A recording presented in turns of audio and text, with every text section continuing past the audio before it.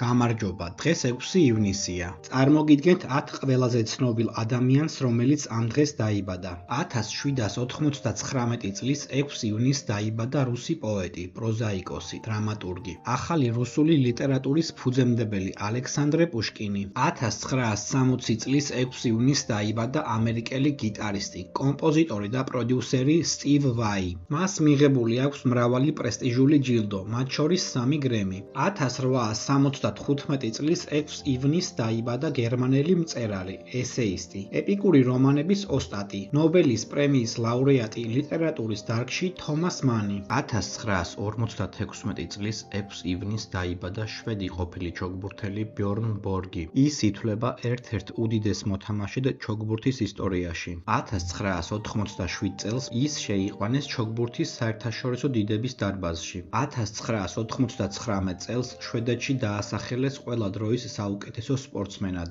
1979 წლის 6 ივნისს დაიბადა იტალიელი ყოფილი ფეხბურთელი და ამჟამად მწვრთნელი რობერტო დე ზერბი. 1599 წლის 6 ივნისს დაიბადა ესპანელი მხატვარი დიეგო ველასკესი. ის ითვლება ბაროკოს ეპოქის ერთ-ერთ უდიდეს ოსტატად და ესპანეთის ოქროს ხანის წამყვან ფიგურად. 1967 წლის 6 ივნისს დაიბადა ამერიკელი მსახიობი პოლ ჯიამატი.